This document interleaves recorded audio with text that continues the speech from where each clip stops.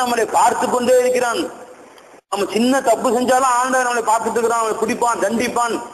அரசாங்கம் நம்மை தண்டிக்காவிட்டாலும் அல்லாஹ் நம்மை தண்டிப்பாங்கிற உணர்வு இந்த முஸ்லீம்களுக்கு இருக்கு.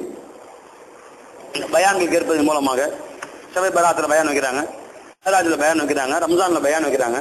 இப்படியாக இந்த உபதேசங்களை கேட்பதன் மூலமாக அவங்க உள்ளத்துல என்ன பதிஞ்சு போயிருது, உள்ளத்துல என்ன விஷயம் உட்கார்ந்து போயிருது. இந்த அரசாங்கம் நம்மை தண்டிக்காவிட்டாலும் கூட அல்லாஹ் நம்மை தண்டிப்பான், அல்லாஹ் நம்மை கேட்பாங்கிற உணர்வு இந்த மக்களுடைய உள்ளத்துல ஆணித்தரமா பதிஞ்சுக்கு. பயந்துங்களா? அதனால அவர் குற்றங்களை குறைவாக செய்கிறார்கள். நீங்கள் எந்த மக்களுடைய உள்ளத்துல ஆண்டவன் நம்மோடு இருக்கிறான், சதா நம்முடனே உள்ளும் புறமும் ஆண்டவன் இருக்கிறான், இறைவன் நம்ம கூட தான் இருந்து நம்மை கண்காணிச்சுட்டு இருக்கிறாங்கிற உணர்வை இந்த மக்களுக்கு உள்ளத்துல நீங்க ஊட்டிவிட்டால், இந்த சிறுவர்களுக்கு மனசுல ஊட்டிவிட்டால், சிறைச்சாலைகளை மூடிவிடலாம். மக்கள் அனைவரும் எல்லாமே பாவங்களை விட்டு தானாக தவிர்த்து கொள்வார்கள் அவர் சொன்னாங்க. அந்த அப்படியே அசந்து விட்டார் மனுஷன். என்னமா தத்துவம் சொல்லிட்டு தர்மமும் தெரியுமா தேதனது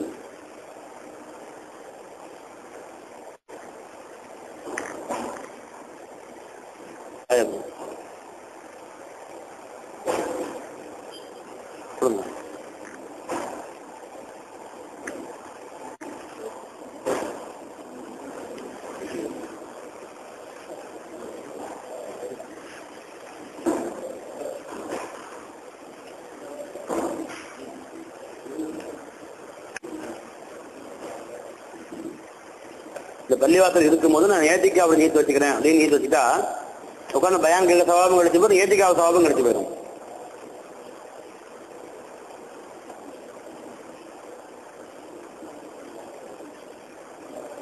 மாத்தி கொடுக்குறீங்களா? அதெல்லாம் முதல்ல கொடுக்கணும்.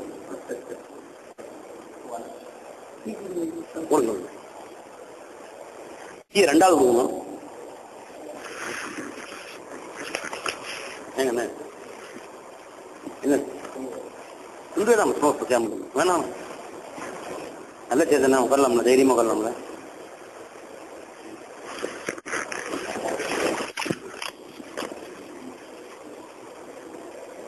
அதனால உட்காரலாமா?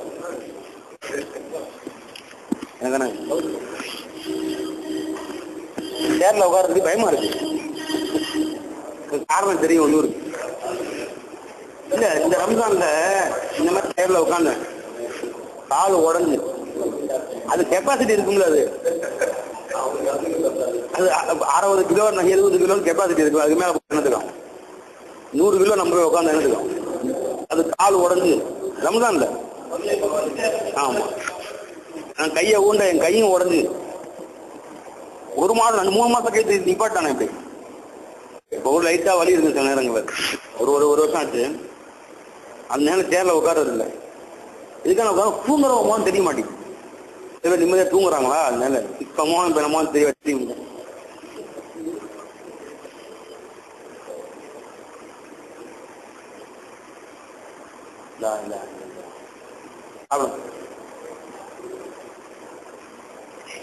சாப்பிடுவோம்.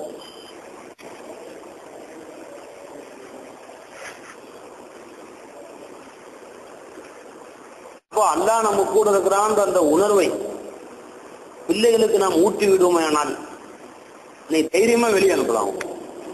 அல்லாஹ் நம்ம கூட இருக்கிறான் அந்த உணர்வு பிள்ளைகளுக்கு உண்டாக்கணும். 24 மணி நேரமும் அத்தை வந்து பிள்ளைகளை கண்காணிக்க முடியாதுங்க. பள்ளிக்கூடத்துக்கு போலாங்கிறோம், அப்படியான் தூக்குறான், டிஃபன் பாக்ஸ் எடுத்துக்கிறான், தண்ணி எடுத்துக்கிறான், ஆட்டோவில் ஏறிடுறான், வழியில நிப்பாட்டி இறங்கி சினிமா போட்டு யாருக்கு தெரியும்? ஆனா அதே ஆட்டோவில் ஏறி வந்துடுறான். யாருக்கு தெரியும்? 24 மணி நேரம் அவன் கூட இருக்க முடியுமா? முடியாது. ஆனா 24 மணி நேரமும் கூட இருக்கிறது யாரு? அந்த அந்த உணர்வு பிள்ளைகளுக்கு உண்டாக்கல. காலத்துல ஒரு கிறிஸ்துவ ஸ்கூல், பெரிய ஒரு ஸ்கூல் வந்து லிட்டில் ஃபிளவர் அப்படின்னு என்ன ஒரு கவனி, இந்த லைன் மேடுன்னு சொல்லுவாங்க தெரியுங்களா, லைன். அங்க ஒரு பெரிய ஸ்கூல் இருக்கு, கிறிஸ்டியன் ஸ்கூல். 3000 பெண்கள் படிக்கிறாங்க, ஆண்கள் இல்ல. டீச்சர் எல்லாம் பெண்கள் தான். 6th ஸ்டாண்டர்ட் +2 வரைக்கும். அதுல ரம்ஜான் முடிஞ்ச கையோட ஒரு விழா வச்சிருந்தாங்க. முப்பெரும் 3 மதங்களின் கூட்டு விழா போட்டு விழா வச்சிருந்தாங்க. அதாவது கிறிஸ்துவ அறிஞர் ஒருத்தர் பேசணும், இந்து அறிஞர் ஒருத்தர் பேசணும், இஸ்லாமிய அறிஞர் ஒருத்தர் பேசணும். பேசி நம்ம பிள்ளைங்களுக்கு நல்ல கருத்துக்களை, நீதி கருத்துக்களை சொல்ல வேண்டும் அப்படின்னு சொல்லி விழா வச்சிருந்தாங்க. அது யாரோ ஏன் அட்ரஸ் கொடுத்துட்டாங்க போல தெரியுது. நேராக வந்து என்னைய வண்டியில இருந்து கூட்டிட்டு போனாங்க. மூணு பெரிய மேடை அழகா போட்டு 3000 பிள்ளைங்க உட்காந்துருக்காங்க.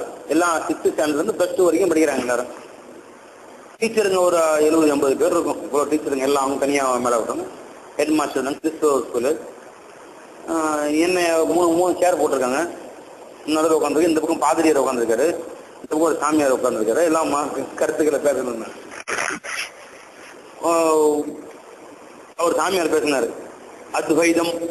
துவைதம் அவங்க இது வந்து ஆண்டவன் அவனுக்கு இன்னமும் பேசினா யாருக்கும் விளங்கல, அந்த பாஷையே விளங்கல. எல்லாம் ஆளும் பார்த்துட்டுங்க, ஒண்ணுமே தெரியல அவங்க பிள்ளைகளுக்கு. அடுத்தது இந்த கிறிஸ்துவர் பேசினாரு. கிறிஸ்துவர் அவரு சட்டி பாத்திரம் என்னமோ கதையெல்லாம் சொன்னாரு. அவரு எல்லாம் சீப்பு வர மாதிரிலாம் கதை சொன்னார். என்ன கேட்டிருந்தாங்க. அவர் பேசி முடிஞ்சாருங்களா. அடுத்தது மிஸ்கின் பேச சொன்னாங்க. நான் என்ன சொன்னேன், உங்க பிள்ளைங்க எழுந்துருச்சு. இப்ப ரம்ஜான் நோன்பு முடிஞ்சிருக்கு, ஒரு வாரம். ரம்ஜான் நோன்பு எதுக்காக வேண்டி உங்க பள்ளிக்கூட சிறுவர்கள்லயே முஸ்லீமும் சேர்ந்து படிக்கிறாங்க. எல்லாருமே எத்தனையோ பேர் 6th ஸ்டாண்டர்ட்ல இருந்து நீங்க பாத்துருப்பீங்க, நோன்பு வைத்துக் கொண்டு பள்ளிக்கூடத்துக்கு வந்தார்கள். வந்தாங்களா இல்லையா அப்படின்னா, யார் யார் நோன்பு வச்சீங்கன்னு கேட்டு எல்லாம் கை தூக்கணும். சின்ன பிள்ளை நோன்பு வைக்கிறீங்களா? நீ நோன்பு வச்ச தம்பி, நோன்பு வச்சது வரைக்கும் நீ சரி நோன்பு வைக்கவே இல்லையா? வயசு என்னாச்சு? 9. ஆஹா, நம்ம வீட்டுல 6 வயசு போய் நோன்பு வைக்கிறான்ப்பா. இந்த ரம்ஜான் நோன்பு வச்சுக்கணும். முதல்ல என்ன செய்ய தெரியுமா? ஒரு நோன்பு 2 நோன்பு, அப்புறமேலு பின்னாடி 4 நோன்பு நோன்பு வைக்கணும், அப்புறம் 10 நோன்பு வைக்கணும். இப்படிதான் செய்யப்படும். நீங்க நோன்பு வச்ச தம்பி, வயசு என்னாச்சு? நீங்க வைக்க வேண்டியது. நீங்க வச்சீங்களா நோன்பு? எல்லாம் நோன்பு வச்சீங்களா? நோன்பு வச்சீங்களா? போன வருஷம் நீ நோன்பு வச்சீங்க 20. நீ ஏன் தம்பி நோன்பு வைக்காம வச்சுக்கீங்க? வயசு எத்தனை ஆச்சு? 11 ஆச்சா? 10ஆ? 9 தான் நோன்பு வச்சுங்க இந்த வருஷம். இல்லைங்களா? அப்பா யாரு? நீங்க தானே நோன்பு வைக்க சொல்லணும். அவ்வளவுதான். 1, அப்புறம் அடுத்த வருஷம் 2, 3, அப்புறம் 4, 5 இப்படிதான் வைக்கணும். நம்ம வீட்டுல 6-7 பசங்க வைக்கிறாங்க. புரிஞ்சுங்களா? இப்ப நான் சொன்னாங்களே உங்களை எல்லாம் நோன்பு வச்சாங்க, யாரெல்லாம் நோன்பு வச்சாங்க கை தூக்குங்க அப்படின்னு. சின்ன பிள்ளைகள் இருந்து பெரிய பிள்ளைகள் எல்லாம் கை தூக்குனாங்க. ஆஷா, இந்த நோன்பு வந்து வச்சோமே, யாருக்கா நோன்பு வச்சோம்னு கேட்டு, ஆண்டவனுக்கா நோன்பு. சரிம்மா, நோன்பு வச்சா காலையில 4:30 மணிக்கு சாப்பிட்டுறோம், சாயந்தரம் 6:30 மணி வரைக்கும் தண்ணி குடிக்கூடாது. இது ஒரு மிட்டாய் சாப்பிட முடியாது, ஒரு கூல்ட்ரிங்க்ஸ் குடிக்க முடியாது, ஒரு கடலை மிட்டாய் சாப்பிட முடியாது, எதுவுமே செய்யக்கூடாது. வச்சா கூட தண்ணி குடிக்கூடாது. பள்ளிக்கூடத்துக்கு வந்துடுவாங்க அந்த பிள்ளைங்க, நீங்க தண்ணி குடிக்க மாட்டாங்களாம். இதெல்லாம் சொல்லுவாங்க. ஆச்சரியமா இருக்கு அந்த பிள்ளைங்க இருக்கிறத பார்த்துட்டு, எக்கமா இருக்கு, இப்படிக்கான விரதம் இருக்கிறாங்களே அவங்க அப்படின்னு. இப்ப நான் சொன்னேன் அந்த பிள்ளைங்கள்ட்ட, எதற்காக வேண்டிய ஆண்டவன் நோன்பை நமக்கு கடமையாக்கினான் தெரிஞ்சுக்கணும் இல்லையா? இந்த நாம இத்தனை பேர் சாப்பிட்ற சாப்பாடு மிச்சமாச்சுன்னா பகல்ல இவ்வளவு பேர் சாப்பிட்ற மிச்சமா, அது ஒரு 4 பேருக்கு போடலாம். அப்படியா? ரொம்ப பெருசா இருக்குது, ஒரு 10 பேர் கொடுக்கறத மிச்சமாகனா ஆளுக்கு 1 ரூபா 2 ரூபா கமிஷன் அடிச்சு அதை ஒரு 10 பேருக்கு சோறு போடலாமே அப்படிங்கிறதுக்கா இல்லையா? சொல்ல போனா மற்ற நாட்களை விட ரம்ஜான தான் கூட சாப்பிடுறோம். என்ன சொல்றீங்க? டெய்லி கறி, டெய்லி மீன், டெய்லி கோழி, டெய்லி வடை சமோசா. எப்பத்திக்கும் என்னையாவது இந்த மாதிரி ஃபங்க்ஷனா வடை திங்க சமோசா டெய்லி. ஏன்னா சொல்ல போனா ரம்ஜான்ல தான் ஜாஸ்தி திங்கும். இப்படி சாப்பிட்றாங்க கணக்கு வச்ச பேரு. பகலெல்லாம் பட்டினி கிடக்க வேண்டுமே அப்படின்னு சஹர்ல ஒரு குடி, பகலெல்லாம் பட்டினி கிடந்தோமே அப்படின்னு இஃப்தார்ல ஒரு குடி. நேரம் கேட்ட வந்து 3 நேரம் சரி, இஃப்தார 9 மணிக்கு 10 மணிக்கு ஒரு நாஷ்டா. நேரம் கரெக்டா வந்து சாப்பாடுக்கு இப்ப குறையதான் கிடையாது. இந்த எதற்காக வேண்டி ஆண்டவன் நோன்பு கடமையாக்கினான் என்றால், இங்கே உள்ள ஒரு சின்ன பையனா இருக்கட்டும், ஒரு 6 வயது 7 வயது புள்ள நோன்பு வச்சாலும் சரிதான். அந்த புள்ளைகிட்ட போய் தண்ணி குடிச்சுன்னா குடிக்குமா? நோன்பு வச்சு குடிக்குமா? குடிக்காது. என்ன சொல்லும்? அது நோன்பு வச்சு தண்ணி குடிச்சா நோன்பு முடிச்சு போயிடும். நீங்க சொல்லி பாருங்க, யாருக்கும் தெரியாம புள்ள அந்த ரூம்ல போய் கவசா தண்ணி குடிச்சிருக்கு, யாருக்குமே தெரியாது இல்ல? யாரு தெரிய போகுது? தம்பி இப்படி நோன்பு வச்சுட்டு ஒரு நோன்பு வச்சுட்டு ஏன் குடிக்க மாட்டேன்? அப்பாவுக்கு தெரியாம அம்மாவுக்கு தெரியாம நைஸா ரூமுக்குள்ள போய் சாப்பிட்டு தண்ணி குடிச்சுட்டா ஏன் குடிக்க மாட்டேன்? யாருக்கும் தெரியாம பிடிச்சா பாத்தியா?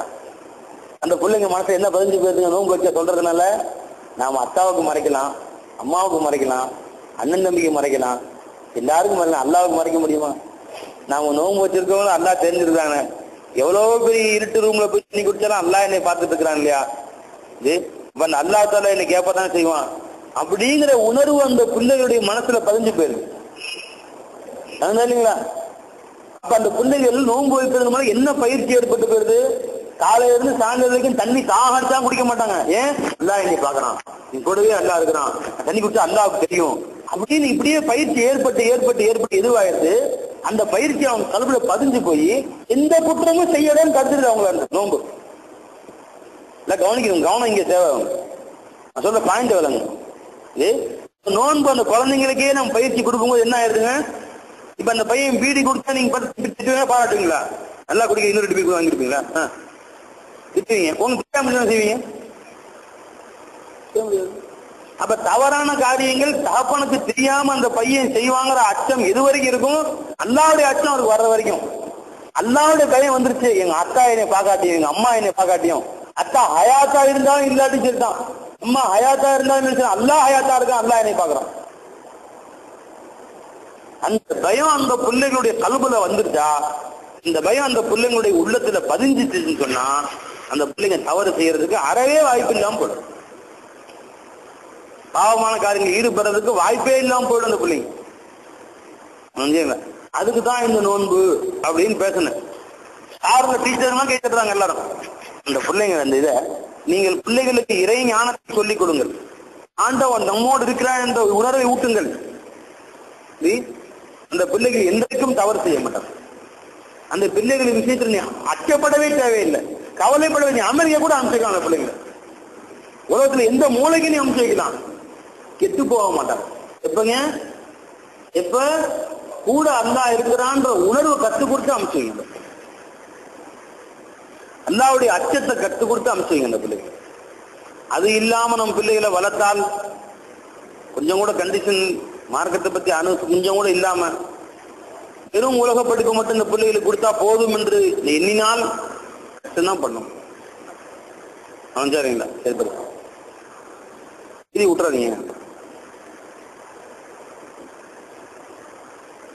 தன்னுடைய கலிஃபாக்கள் யாரையும் சர்க்கார் பயான் செய்ய கூறினால், அவர்கள் நீண்ட முன்னரே ஆற்றினால் சர்க்கார் அவர்கள் கூறுவார்கள், கிடைக்கும் நேரமோ மிகவும் குறுகிய நேரம், அந்த செலவாத்திற்கு இவ்வளவு நேரம் ஆக்கிவிட்டீர்களே, சுருக்கமாக நஹ்மது நுஸல்லி அலா ரசூலில் கரீம் என்று பயானை விஷயத்தை ஆரம்பித்து விட வேண்டியது தானே என்பார்கள். சில நேரங்களில் பேசுபவர் ஆரம்பிக்கும் போது சல்லு அலன் நபி என்று கூறினால் மக்கள் 3 முறை சலவாத்து கூறுகிறார்கள். ஒரு முறை சர்க்கார் கூறினார்கள், நபி ஸல்லல்லாஹு அலைஹி வஸல்லம் அவர்களின் மீது சலவாத்து கூறுவது மிகவும் சிறப்பானதுதான். தனிமையில் எவ்வளவு வேண்டுமானாலும் ஓதலாம். ஆனால் நேரமோ இப்போது மிகவும் கொஞ்சமாக இருக்கிறது.